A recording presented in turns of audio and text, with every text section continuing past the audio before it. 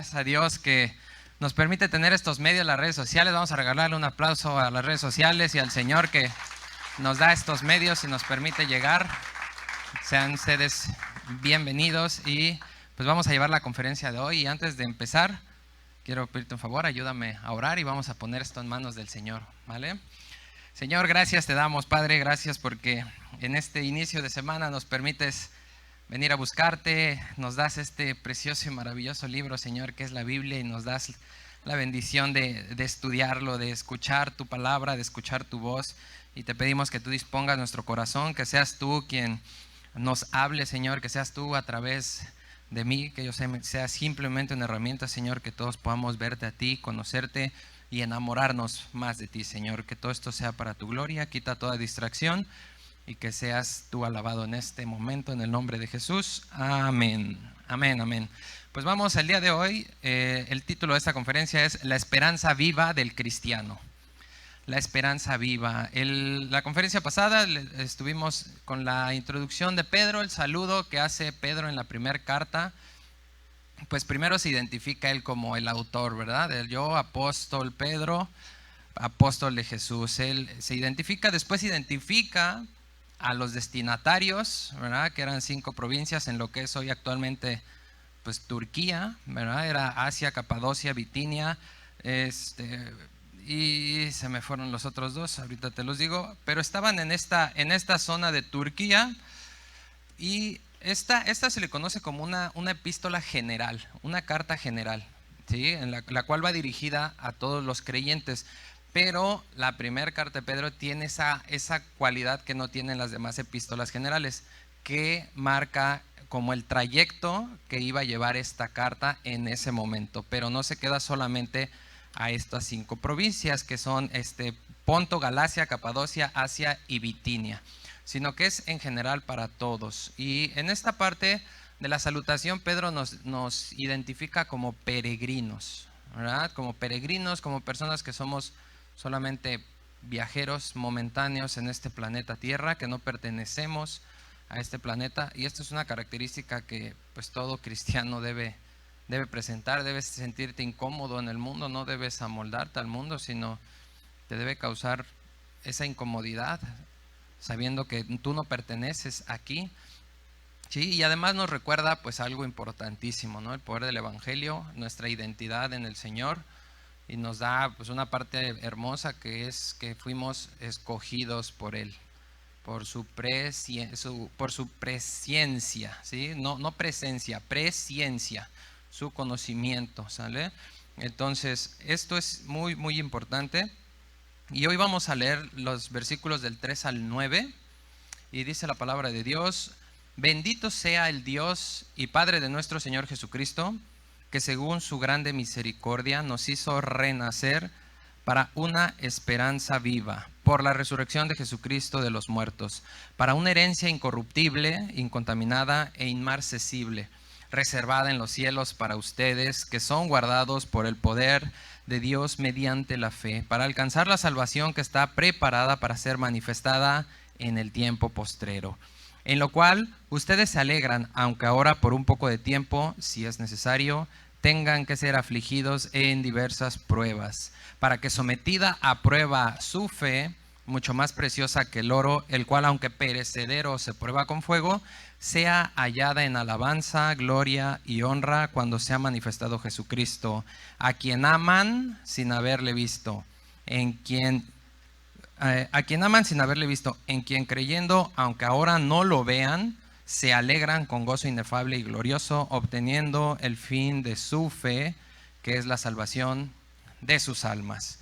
Aquí tenemos a Pedro, después de la salutación, pues esto es el inicio de la epístola, de la carta, la cual está dirigiendo, y vemos una alabanza y una bendición a la maravilla que es la salvación que hoy tenemos.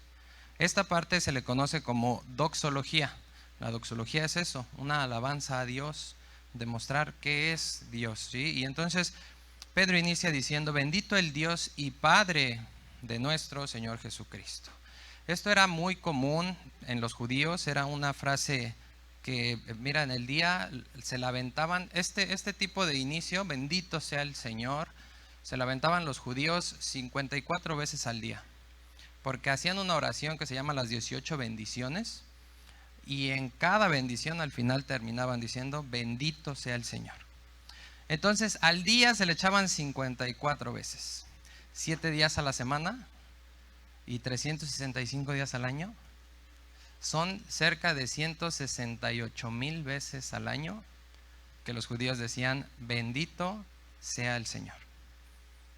Pero los judíos se quedaban ahí, y aquí vemos algo nuevo que en todo el Nuevo Testamento se pone. Dice, el Padre de nuestro Señor Jesucristo.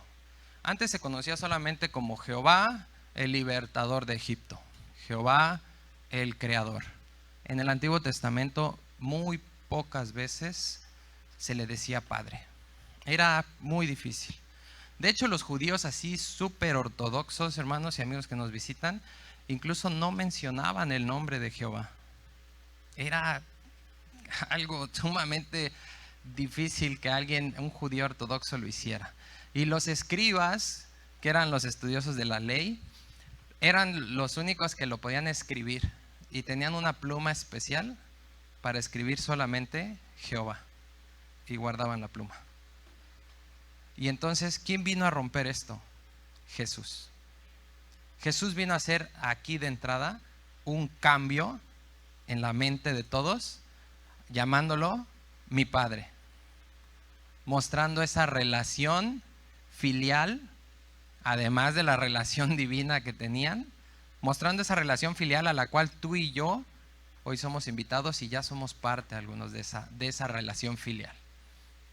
Entonces, esta es la parte en donde Jesús rompe esta tradición y esta ortodoxia para abrirnos al amor filial, para poder dirigirnos como familia, para que hoy puedas decirle papá, para que hoy con toda tu confianza en una relación fraternal entre padre e hijo, puedas dirigirte con esa confianza a Dios. Y muchos pueden creer, es que qué irreverencia, ¿no? Qué irreverencia decirle papá, ¿no? O sea, papá al de la tierra, pero al del cielo, padre. Espérame, los judíos, acuérdate que estamos en un contexto totalmente judío. Entonces los judíos, en un judío tú nunca vas a escuchar que un judío le diga a su papá, papi, papá, papito. No, eso no existe. Aún más cerca, si nos vamos a Estados Unidos, la palabra daddy, que es papito, solamente lo oyes en los niños. Ya de grandes, es dad. Y se acabó el daddy. Y no estamos tan lejos, ¿eh? Entonces, esta es la parte en la cual Jesús empieza a marcar la relación entre el Padre y el Hijo, la cual hoy tú y yo podemos entrar. Por eso dice Pedro, bendito sea el Dios y Padre de nuestro Señor Jesucristo, que según su grande misericordia nos hizo nacer. Nos muestra otra parte importantísima, mis hermanos, de la salvación. ¿Cuál es la parte fundamental para uno alcanzar la salvación? Esto, el nuevo nacimiento. Si tú no naces de nuevo, tú no puedes venir a ser hijo de Dios. La regeneración es esto a lo que se está refiriendo. Es una doctrina, así se llama, la doctrina de la regeneración. ¿Qué es la regeneración o qué es la doctrina de la regeneración? Es la doctrina de la enseñanza bíblica que nos muestra que este nuevo nacimiento es obra de Dios únicamente. Es una obra de Dios que Él hace en nosotros para darnos o infundirnos una nueva vida espiritual. Pero esto es una acción totalmente pasiva y dependiente de Dios. Tú no te puedes despertar un día y decir, ay, hoy como que tengo ganas de nacer de nuevo, ¿no? No somos la D'Alessio, hoy voy a cambiar. No va a funcionar así. No es así, ¿sí? No es por una motivación que tú tengas, no es porque sientas que hoy es el día, no. ¿Sale? Esto es totalmente acción y obra de Dios. Él es el que nos da este nuevo nacimiento, ¿sí? Y nos hace renacer. ¿Para qué nos hace renacer? Para una esperanza viva. Este es el resultado de este nuevo nacimiento, que vas a tener una esperanza viva. Y esta primera acción o intención de Pedro en su carta, hermanos y amigos que nos visitan, es solamente con un objetivo: infundir ánimo y fortaleza en la fe. Si tú te olvidas quién eres en Cristo, el león te está esperando allá afuera. Y el león viene para devorar. Él no está jugando. Entonces, la única forma de fortalecernos es no olvidando quiénes somos. Porque si tú no olvidas quién eres, no vas a olvidar quién es por ti, quién va delante de ti, quién es tu escudo y quién es tu fortaleza. Es importantísimo guardar esa identidad.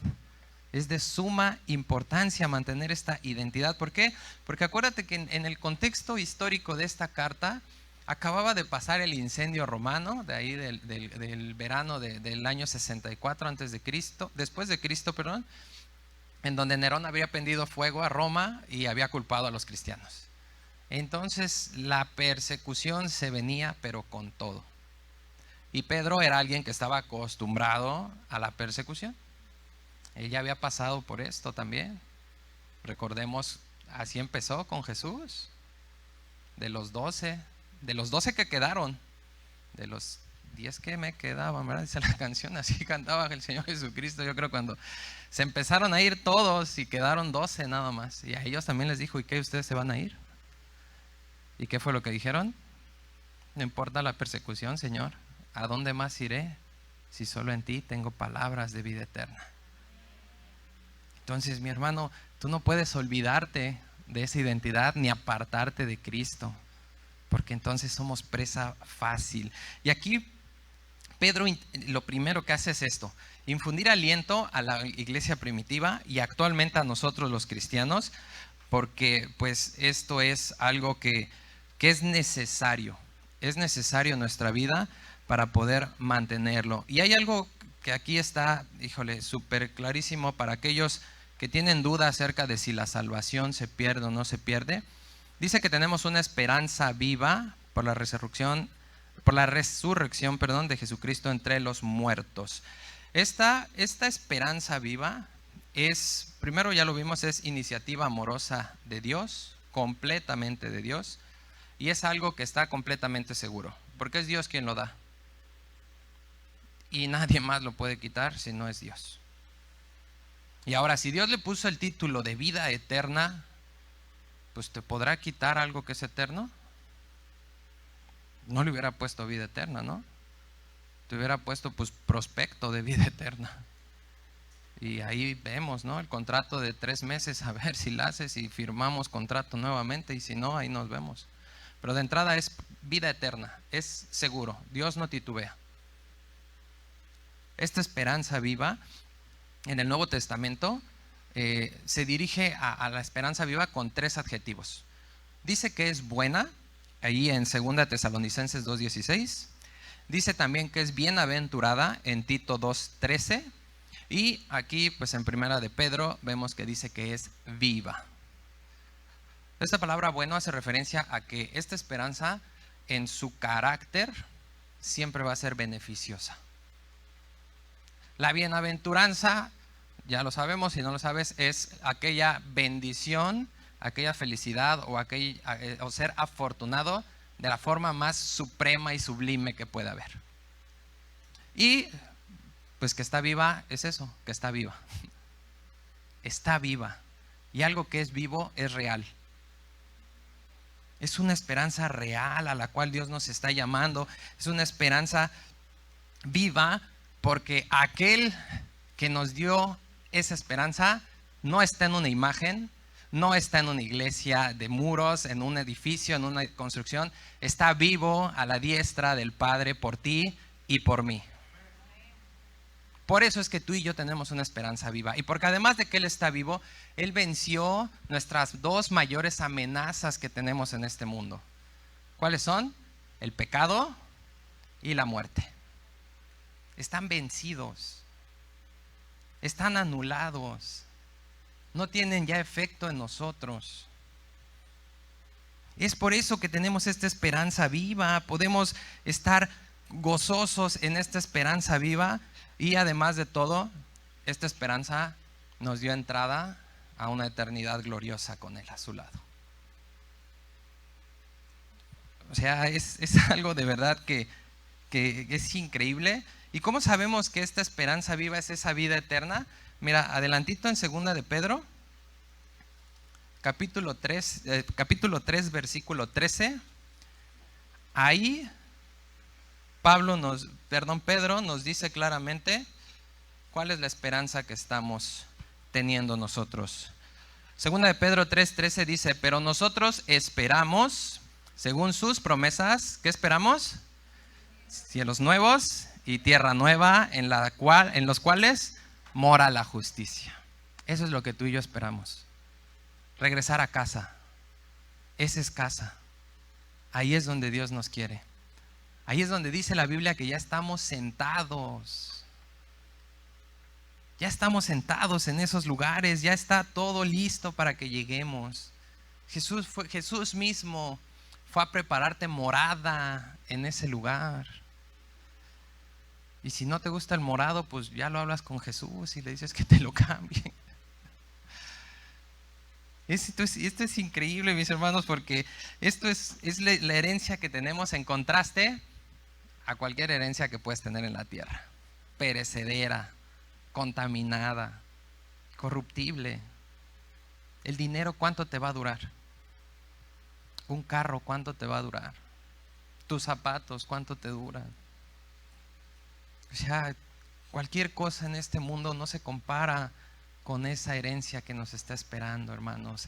No se compara con lo que Dios está haciendo y guardando para nosotros. Y hay algo muy importante en esto. Es importante distinguir la herencia de la recompensa. Es muy importante porque ya vimos cuál es la herencia. O sea, la herencia, la palabra herencia en griego es kleronomía, con K, kleronomía. Y significa posesión o bienes transferidos de padre a hijo. Es algo que tú recibes por una relación familiar, íntima o amorosa. Esa es la herencia. Y lo podemos ver en Efesios 1, capítulo 11. Acompáñame ahí a Efesios. Efesios 1, 11. Dice la palabra de Dios: en él asimismo tuvimos herencia, habiendo sido predestinados conforme al propósito del que hace todas las cosas, según el designio de su voluntad. En él, en Cristo, en esa muerte, para tener ahora resurrección tú y yo. Esa es la herencia. ¿Qué es la recompensa? Primera de Corintios 3:14. Acompáñame ahí a Primera de Corintios 3:14. Y a la luz de la Biblia vamos a ver la diferencia de estos dos. El 14 de 1 Corintios 3 dice: si permaneciere la obra de alguno que sobreedificó, recibirá ¿qué? Recompensa. Esa es la diferencia. La herencia la recibes por una relación. La recompensa la vas a recibir por tus obras. Y dice la palabra: sean buenas o sean malas. Va a haber recompensa. Y muchas veces oímos recompensa y creemos que es algo bueno, ¿verdad? Nos imaginamos ahí el melate o algo así, pero no, la recompensa no siempre apunta hacia lo bueno. Apunta a pagarte conforme a tus obras, a darte lo que es justo. Hiciste bien, sobre mucho te pondrán. Hiciste mal, dice la palabra de Dios, que aún siendo salvos, muchos se avergonzarán. Entonces, las recompensas hay de dos tipos. Y está en nosotros aplicarnos para recibir pues las mejores, ¿no? Está en nosotros eso. Y ahora, esto es algo muy importante porque ¿cuándo empezó esta relación íntima con Dios para que pudiéramos nosotros recibir esta herencia? ¿Cuándo? Más o menos que en 1914. ¿Cuándo empezó? ¿Cuando recibiste a Cristo? No. No empezó cuando recibimos a Cristo, hermanos. Esta relación empezó antes de la fundación del mundo. En una eternidad pasada que Dios en su mente, te concibió, y ahí Él ya tenía una relación con nosotros. Es increíble. Es increíble que desde la eternidad, cuando tú y yo no existíamos, Dios ya nos amaba. Dios ya tenía esa herencia preparada para nosotros. Dios ya nos tenía escritos en el libro de la vida, en el libro familiar. mi hermano. Y además de todo esto dice que es una herencia reservada. Está guardada por Dios. Porque dice que está reservada ¿en dónde? ¿En la Panamericana? Nel. No, porque a la Panamericana también le roban. No, no está en la Panamericana, está en el cielo. Y el único que puede guardar cosas en el cielo es el Señor. Y ahí está guardada tu herencia. Ahí está tu herencia. Y es una herencia, dice claramente ahí, si regresas a nuestro versículo base en 1 Pedro, dice que es una herencia incorruptible, o sea, que no se va a deteriorar. Nunca se va a acabar. ¿Sí? Dice también que es incontaminada, libre de toda mancha de mal y pecado. Es pura y limpia. Y por último dice que es inmarcesible, no se desvanece. Esta palabra inmarcesible también se traduce como que no se marchita. Es una flor. ¿Qué tal, mujeres, cuando les regalan una flor? Hermoso, ¿verdad? Pero a los 3 días ya ni la pelas, ¿verdad? Porque ya está toda pachicha, ya guácala, y la tiras. Pero esta no va a pasar eso. No va a ser como tu iPhone, que ya está el 13 y el 12 ya lo ves bien feo. No va a ser como tu carro, que acabas de comprar uno y ya quieres el otro. No va a haber, no se va a marchitar. Jesús va a ser el mismo hoy, mañana y por los siglos. Y te va a dar el mismo gozo hoy, mañana y por los siglos. No se marchita esta herencia. Y además de que la herencia está guardada, dice también que los herederos están guardados. Versículo 5 dice que está reservada para ustedes, que son guardados por el poder de Dios mediante la fe.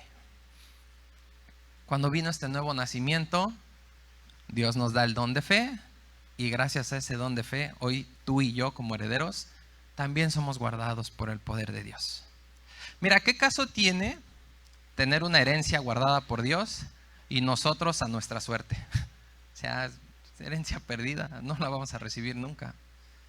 O lo contrario, que Dios nos guardara a nosotros y la herencia estuviera ahí perdida en el mundo. También nunca la recibiríamos. O sea, Dios guarda tanto la herencia como al heredero. Y con todo esto como introducción, ¿no te levanta el ánimo? O sea, ¿no te dan ganas de ya recibir eso? ¿No te da esa seguridad a lo que vas? Esa es la primera intención de Pedro en esta carta. Esa es su primera intención, que te fortalezcas, que afirmes tu fe. ¿Por qué? Versículo 6. En lo cual ustedes se alegran, aunque ahora por un poco de tiempo, si es necesario, tengan que ser afligidos en diversas pruebas. Mira, mi hermano, en lo que tú y yo estamos esperando esta maravillosa herencia, vamos a tener dificultades y pruebas. En este tiempo que estamos aquí, vamos a ser probados, y dice además que son diversas las pruebas. No va a ser siempre el vecino que ahí sale siempre con su playerita y te gusta verle los brazotes. No es ese, ¿verdad? Ahí los de jóvenes saben de ese vecino. No es eso, ¿sí? Sino que es algo que tú y yo vamos a pasar, porque muchas veces perdemos nuestra responsabilidad que tenemos, la perdemos de vista y perdemos nuestro llamado. Muchas veces nos quedamos con que, yo soy hijo de Dios, amén, ya la hice. Espérame, la palabra de Dios dice que el que solamente espera a Cristo es el más digno de lástima. Así se traduce esa palabra de conmiseración. Es el más digno de lástima. O sea, tenemos muchas cosas que hacer en este mundo. La mies es mucha y los obreros son pocos. Pero de igual forma, la herencia es hermosa y las recompensas son abundantes. Y dice la Biblia que es necesario que todo el que cree en Dios crea que es galardonador también. O sea, no nada más tienes una vida eterna que te está esperando. También hay galardones que te va a dar Dios. Pero tú debes creerlo. ¿Y cómo se muestra que lo crees? Porque estás actuando por obtener eso. ¿Cuál es nuestro llamado como iglesia? Acompáñame a Efesios 1. Vamos ahí a Efesios versículo 1. Ahí en la continuación del 11, leímos hace rato el 11, vamos al 15, Efesios 1:15, y vamos a leer del 15 al 23. Y aquí se encuentra el llamado que tenemos como iglesia, hermanos. Dice la palabra de Dios: por esta causa, también yo, habiendo oído de su fe en el Señor Jesús, de su amor para con todos los santos, no ceso de dar gracias por ustedes, haciendo memoria de ustedes en mis oraciones, para que el Dios de nuestro Señor Jesucristo, el Padre de gloria, les dé espíritu de sabiduría y de revelación en el conocimiento de Él, alumbrando los ojos de su entendimiento, para que sepan cuál es la esperanza a que Él los ha llamado, y cuáles las riquezas de la gloria de su herencia en los santos, y cuál la supereminente grandeza de su poder para con nosotros los que creemos, según la operación del poder de su fuerza, la cual operó en Cristo, resucitándole de los muertos y sentándolo a su diestra en los lugares celestiales, sobre todo principado, autoridad y poder y señorío, y sobre todo nombre que se nombra, no solo en este siglo, sino también en el venidero.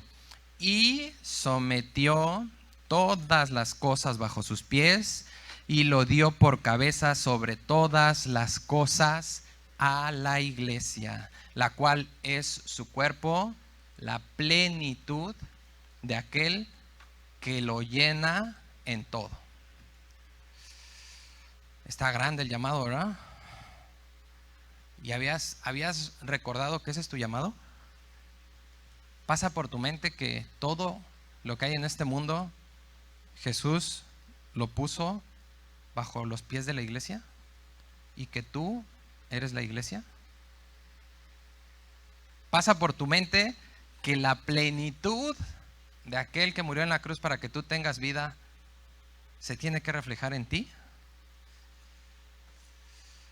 Perdemos ese llamado, hermanos. Perdemos ese llamado.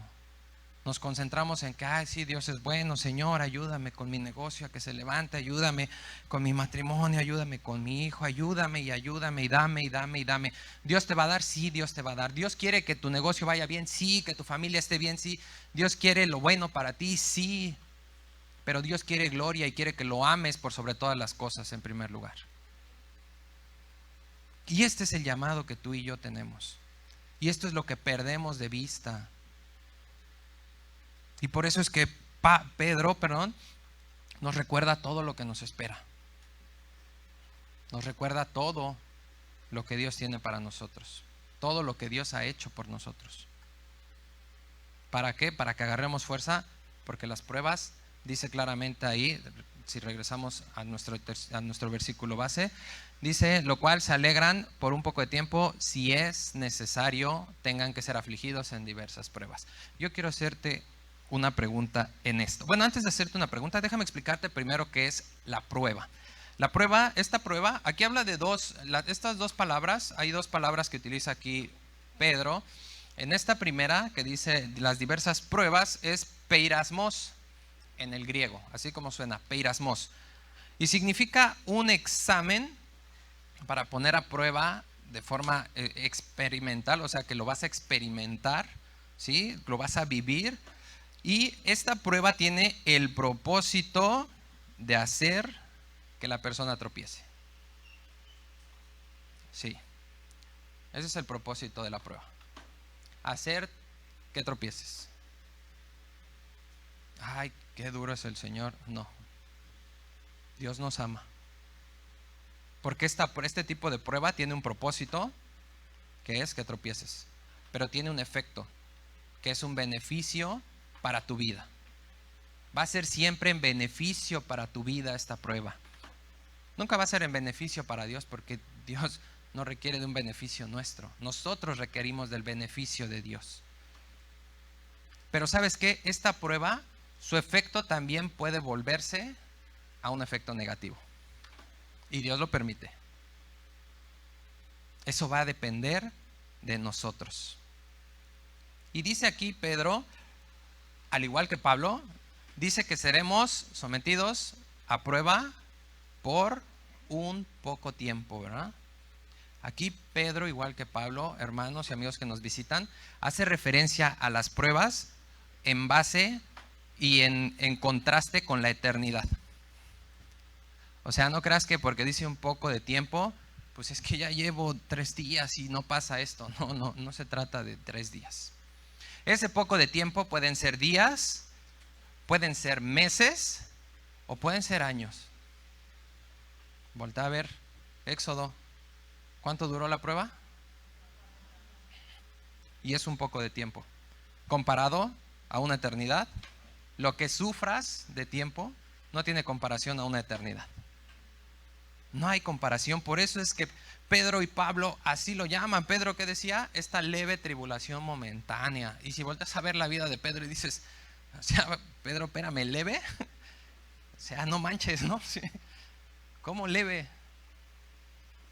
Si es algo que pasó durísimo, ¿no? O sea, 40 azotes menos 1, 5 veces le dieron y naufragó y lo apedrearon y lo dieron por muerto y lo encarcelaron y lo persiguieron y, o sea, bueno, nada más no le hicieron un meme porque no había WhatsApp, porque también le hubieran hecho memes al Pablo, ¿no? Y dice que fue algo leve. ¿Por qué? Porque él está con la perspectiva eterna. ¿Qué es lo que nosotros debemos ver? Nosotros debemos, en esta perspectiva eterna, en esta vida eterna que tenemos, hermanos, debemos nosotros dejar de querer relacionar lo eterno con el tiempo. De cuando me digan eterno, yo, ay, muchos años. No, la eternidad no habla de muchos años. La eternidad habla de algo que no tiene tiempo. Y entonces, si tú comparas cualquier cosa que puedas pasar en esta tierra, no se va a comparar y te va a ser leve y momentánea, sin importar lo que estés pasando. O vas a sentir leve y momentáneo. Pero ¿cuál es la importancia del primer mensaje y la primera intención de Pedro? Que recuerdes eso, que te está esperando la eternidad, para que en esta tribulación, en esta persecución, en esta prueba que recibas, el tiempo que dure, tú voltees a ver. Y como en Hebreos 13 lo leíamos la conferencia pasada, como los santos de la galería de la fe, tú puedas gozarte, alegrarte. Y dice Hebreos 11, capítulo 13, Hebreos 11, versículo 13, dice que los santos de esa antigüedad hasta saludaban lo que les esperaba. Cuando estaban siendo atormentados, cuando estaban siendo perseguidos. ¿Por qué? Porque no perdieron su identidad. Y tú y yo no podemos perder esa identidad, la cual nos está llamando. Ahora, las pruebas van a venir de diferentes formas, colores, tamaños. Decimos aquí, ¿cómo es el sapo? Es la pedrada. Sí, así van a ser. Como es el sapo, es la pedrada. Pero déjame decirte algo todavía más maravilloso, porque ese es dicho del mundo. Pero algo bíblico es que entre más grande es la piedra, más maravilloso y glorioso es la manifestación de Dios en tu vida para pasar esa piedra. Y lo dice claramente Dios: en tu debilidad, mi poder se perfecciona. Y por eso Pablo pudo decir: entonces yo mejor me glorío en mis debilidades. ¿Para qué? Pues para que Cristo se manifieste con todo su poder. Y no importa la piedra que me aviente. Es necesario que mantengamos esta fe en el Señor. Es de suma importancia, porque después de esta palabra prueba, en el versículo 7, fíjate que vuelve a enfatizar esto. Dice: para que sometida a prueba, o sea, ya no habla de prueba, de diversas pruebas, sino habla de un sometimiento a prueba. ¿Por qué nos repite? ¿Por la importancia? No, porque hace un énfasis muy importante. Esta palabra prueba en el griego es dokimion, con K, dokimion. Y significa aquello que es probado, encontrado genuino, digno de confianza o con una evidencia, valor o mérito. O sea, Dios te dice que vas a ser probado, pero que va a utilizar diferentes formas para que esta prueba de tu fe caiga en esa aprobación. Para que tu prueba, más bien para que tu fe, sea aprobada en la prueba. Es como el examen. O sea, tú te sentabas a hacer el examen. No les iba a hablar de extraordinarios, pero no, yo creo que aquí nadie conoce eso. Vamos a hablar de cualquier otro examen, ¿sí? Tú te sientas a hacer el examen y pues realizas tu examen, ¿no? Ahí está la prueba. Pero después viene la calificación de la prueba, ¿no? Ese es el doquimión. Cuando me califican, ¿pasaste o no pasaste? Por eso dice que va a ser sometida tu fe.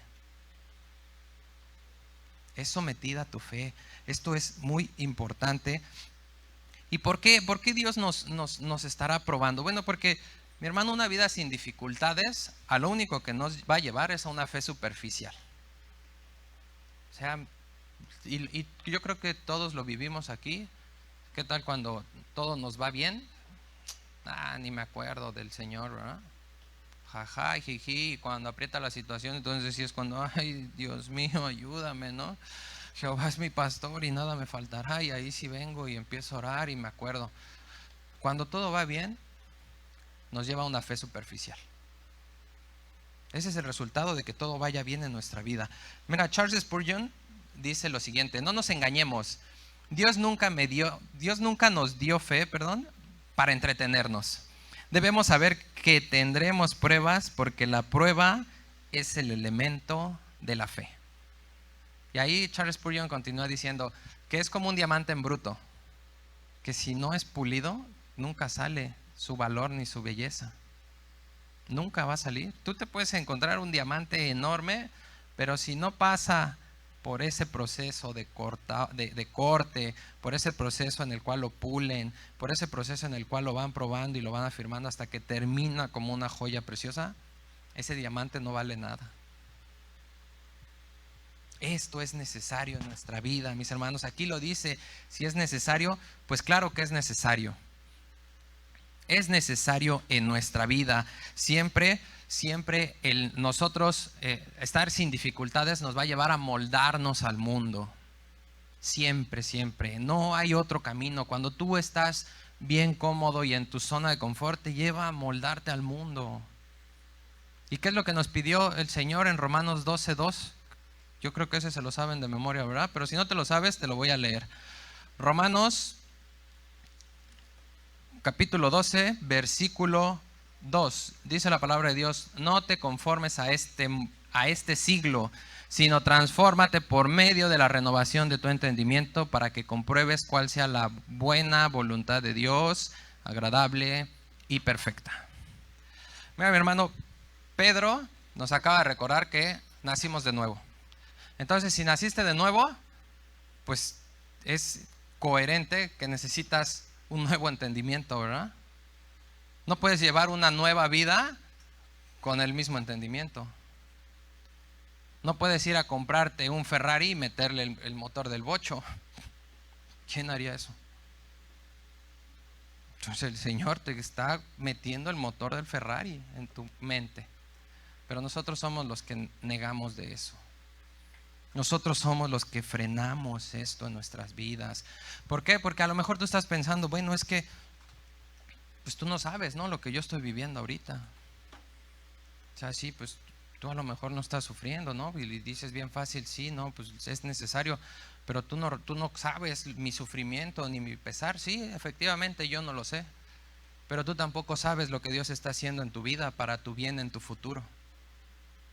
Y cuando tú te quejas, la queja lo único que hace es frenar la obra del Señor para que el viejo hombre se levante. Eso es lo que hace la queja en la prueba, mi hermano. La queja en la prueba nunca te va a ayudar. Por eso es que Dios nos está explicando para qué son las pruebas. La Biblia es la luz que tenemos para nuestra vida. Es la que te va a explicar absolutamente todo a la verdad de Dios. Y es necesaria la prueba en nuestra vida. Te es necesario a ti y a mí. Jesús no pasó pruebas. Pasó todas. Por eso es que tú y yo podemos ser salvos. Porque Él fue tentado en todo. Perseguido, bofeteado, se burlaron de Él, lo clavaron en una cruz. Y Él estaba en la cruz y dijo, ay Señor, ¿por qué a mí? Él seguía en la cruz firme, orando por aquellos que se burlaban de Él, pidiendo por su salvación. Es algo increíble que si nosotros nos empezamos a quejar y perdemos esta perspectiva de lo que la Biblia nos habla aquí a través de la carta de Pedro, nos perdemos del beneficio de nuestra transformación. Dios nos está preparando. Dios nos está preparando para recibir lo que sigue. Dios no, y además hay algo muy importante, hermanos. Dios no prueba solamente como personas individuales. Dios prueba también como iglesia. Y estamos bajo una prueba como iglesia. Y una prueba bien fuerte. Y una prueba de la cual muchos, por quejarse, ya no los vemos aquí. Pero se están perdiendo de lo que sigue. Porque Dios es un Dios que no tiene sombra de variación. Es un Dios confiable y verdadero, y va a traer gloria y va a traer grandes cosas, porque está escrito en su palabra, y esta iglesia va a ser luz en Acapulco. Pero no lo creemos. Volteamos y vemos, hay una pastora. La Biblia dice que las mujeres no. Espérame, la Biblia dice que Dios es soberano. ¿Y nos brincamos la soberanía de Dios? En la Biblia están escritas muchísimas mujeres, líderes. Débora es una de ellas, ya tuve una conferencia acerca de ella. Y Débora no fue pastora, fue juez sobre todo Israel. ¿Y qué le dijeron a Dios? ¿Por qué ella? Pero nos quejamos de la prueba, mi hermano. El pastor Armando Alducin ha estado aquí, que es a quien Dios puso por líder de este ministerio. El pastor Martín y todos los pastores que nos visitan vienen y oran por ella y la protegen y la tienen en cobertura con sus oraciones. Pero aquí nos seguimos quejando. No hay pastora. ¿Y ella qué es? Dios dice que Él establece pastores conforme a su corazón, porque Él conoce nuestras necesidades más que nosotros mismos. Y la pastora es una necesidad de nuestra vida, aunque no te guste cómo te hable.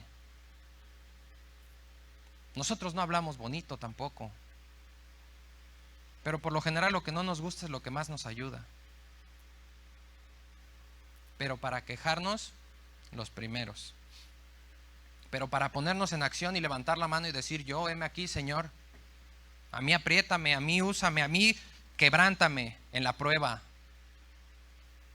Quebrántame y ponme ahí adelante.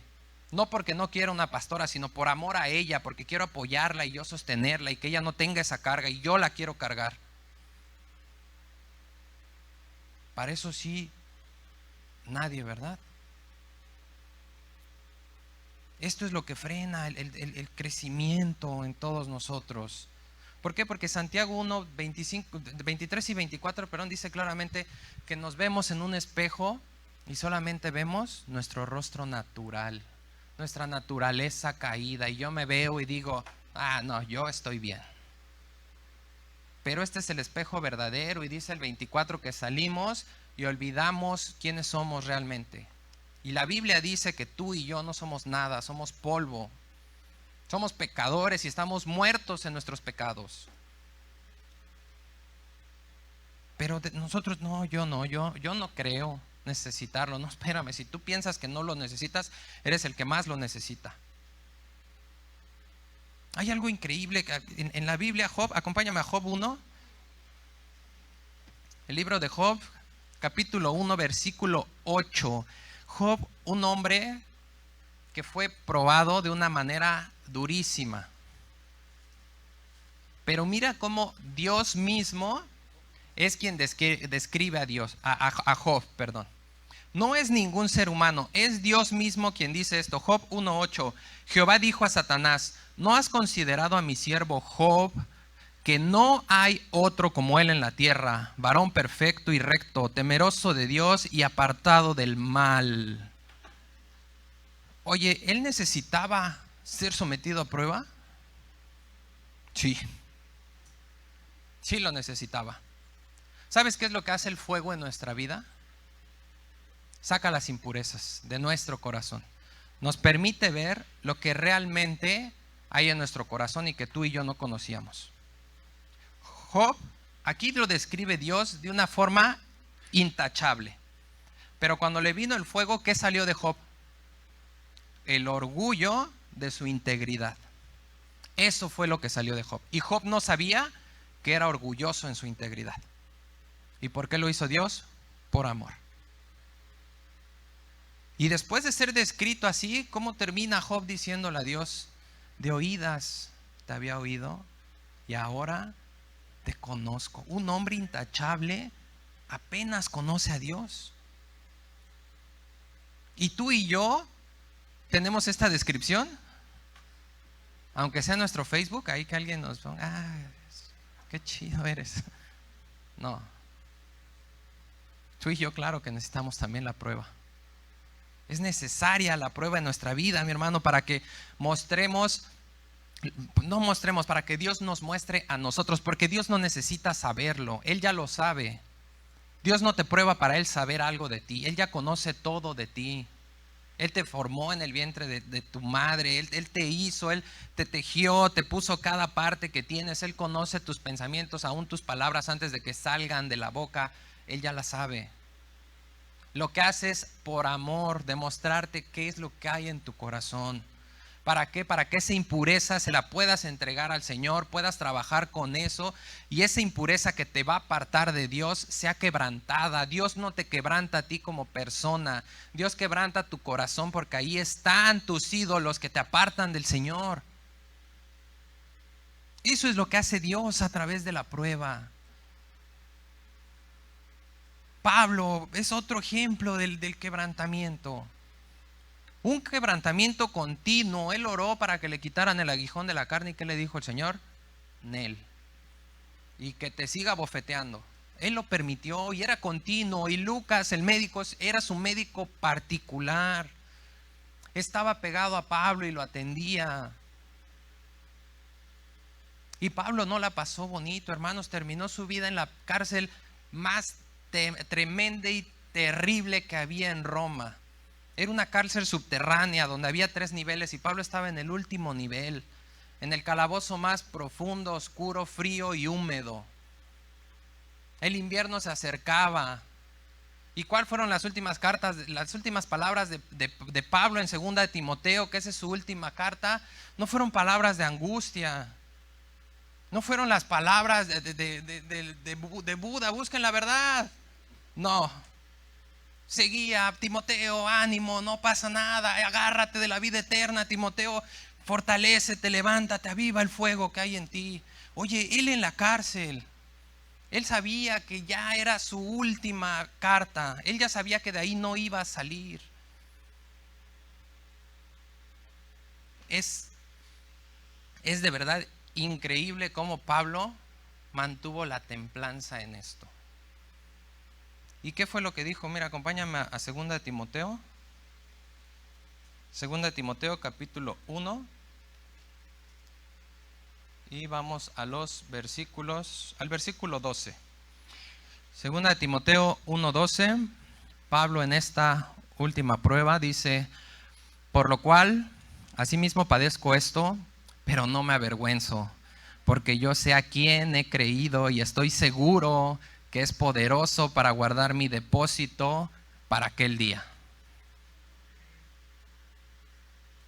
Ese era el secreto del ministerio de Pablo, lo veíamos con los jóvenes el viernes.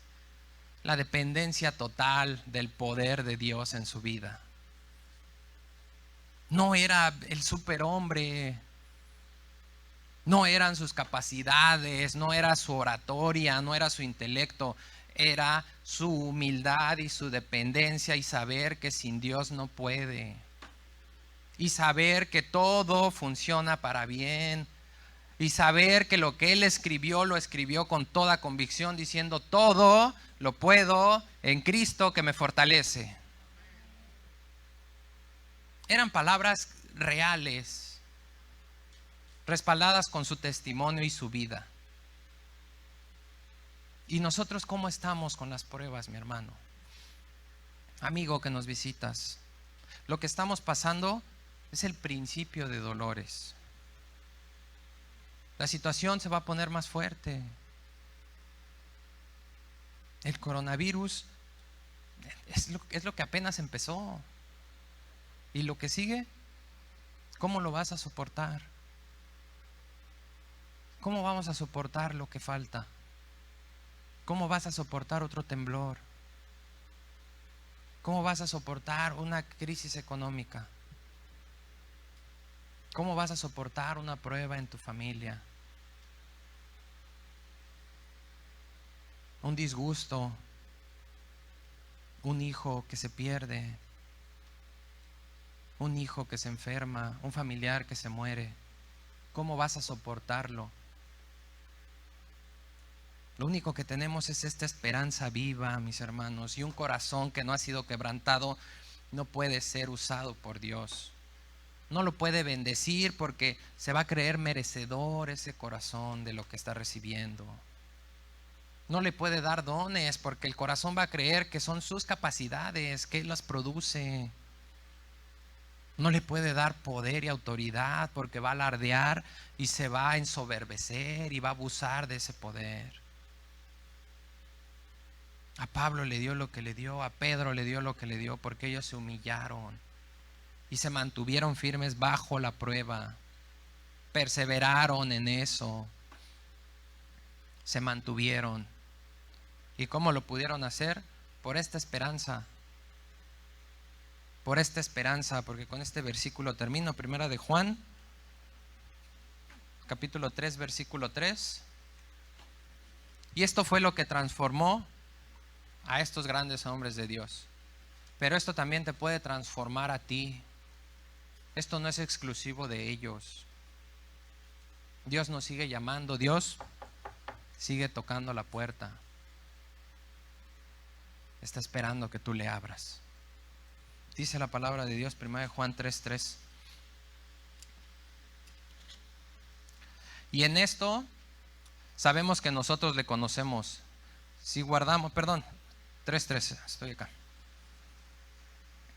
Amados, y todo aquel que tiene esta esperanza en Él se purifica a sí mismo, así como Él es puro.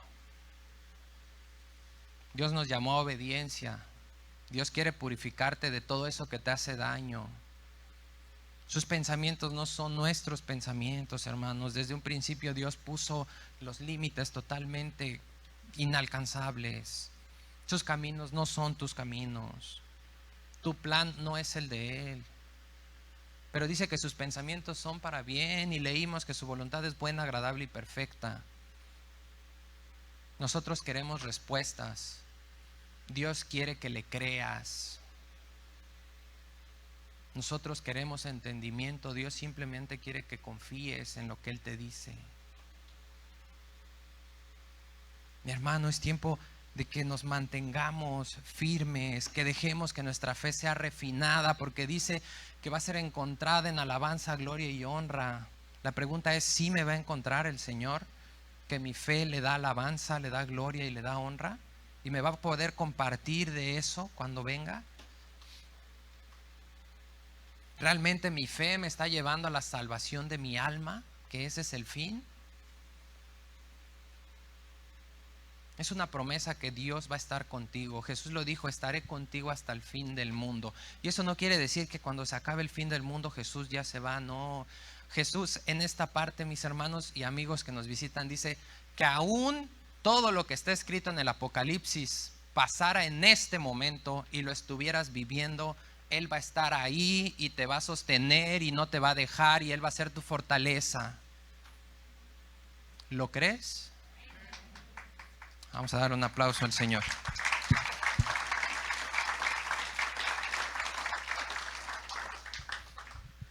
Vamos a orar, mis hermanos. Señor, gracias. Gracias, Padre, por tu amor, por tu misericordia. Gracias, Señor, por todo lo que nos has hablado. Y nosotros reconocemos, Señor, que sí hemos pasado las pruebas, pero no de la mejor manera, Padre. No como tú nos lo muestras hoy a la luz de tu palabra. Muchas veces nos hemos quejado, Señor. Muchas veces te hemos cuestionado.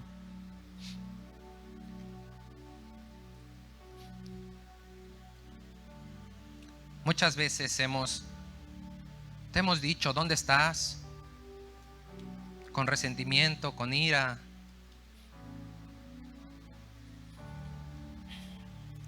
Pero hoy venimos a ti, Señor, a pedirte perdón, a suplicarte que ya no nos dejes ver por ese espejo oscuro y borroso, que nos ayudes a mantener nuestra mente en el espejo de tu palabra para entender y no olvidarnos de nuestra condición, pero no olvidarnos tampoco de quién eres tú, Señor. Ayúdanos, Padre, a no apartarnos de esa fe, a poder tener esa confianza y esa dependencia en tu palabra, a simplemente creer, a dejar de estar buscando respuestas, a dejar de estar exigiendo resultados y mantenernos humillados a tus pies, Señor, esperando ese bien que tú tienes para nosotros. Ayúdanos, Señor, a que se pueda cumplir lo que nos dejaste escrito en tu palabra, que nuestro amor nunca deje de ser, Señor. Ayúdanos a mantener la esperanza, Padre, a mantener la fe y el amor en ti, a buscarte con todo nuestro ser y someternos a lo que tú tienes para nosotros, a entender que es soberanía tuya y a saber que tú tienes lo mejor para nosotros. Perdónanos y ayúdanos a levantarnos, a tomar ese rol como iglesia que somos, Señor, a que se pueda demostrar en todos y cada uno de nosotros la plenitud de aquel que llena todo. Señor, que podamos tener esa sabiduría, ese conocimiento y ese poder en ti, para que todo esté sujeto a tu iglesia. No nos dejes ensoberbecernos, Señor. Sigue obrando en nosotros, sigue moldeando nuestro corazón, sigue transformando nuestra mente. No detengas tu obra en nosotros, Padre. Y si tú nunca habías escuchado este mensaje, si tú no entendías por qué de tus pruebas, por qué de tu sufrimiento, pero hoy quieres tomar esta esperanza que es de vida eterna, hoy quieres tomar esta decisión de caminar hacia esa esperanza que te va a purificar y que te va a llenar de paz, de alegría y de gozo sin importar lo que venga, te invito a que hagas esta oración conmigo. Hazla con todo tu corazón y dile a Dios: Dios, yo no sabía que todo lo que has obrado en mi vida es por un propósito, conocerte. Yo no sabía que mis quejas me alejaban de ti. Yo no sabía que llevaba esta vida que no era agradable a ti. Te pido que me perdones, perdona mi vida, perdona mis pecados, cambia mi mente, ayúdame a tener esta esperanza de vida eterna. Te ruego que me perdones, te reconozco como mi Salvador, como aquel que murió en la cruz para que por esa resurrección de los muertos yo pueda alcanzar también ese don de la vida eterna. Señor, te recibo y te reconozco como mi Salvador, pero también como mi Señor. Quiero someterme a tu voluntad, quiero hacer lo que tú tienes para mí y comprobar que es bueno, agradable y perfecto. En el nombre de Cristo Jesús, amén y amén. Amén, amén. Gracias a Dios. Y antes de despedirme, ¿alguien en esta sala hizo esta oración por primera vez? ¿Alguien decidió venir a esta esperanza de vida eterna? Si tú lo hiciste, porfa, te pido que levantes tu mano. Te queremos conocer, te queremos dar la bienvenida a esta iglesia, a este cuerpo de Cristo, y seguirnos animando, fortaleciendo y caminando juntos hacia esa esperanza de vida eterna. ¿Alguien hizo esta decisión? ¿Alguien con todo su corazón? Dios te bendiga. Dios te bendiga. Bienvenida, jovencita. ¿Alguien más?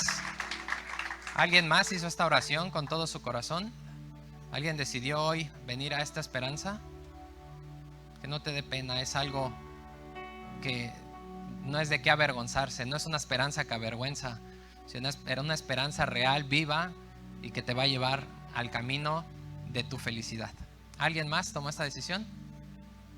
Y si allá en las redes sociales tú tomaste esta decisión, porfa, escríbenos ahí en los comentarios, nos vamos a contactar contigo, te vamos a dar la bienvenida. Que Dios los fortalezca y que les dé mucha paz. Gracias.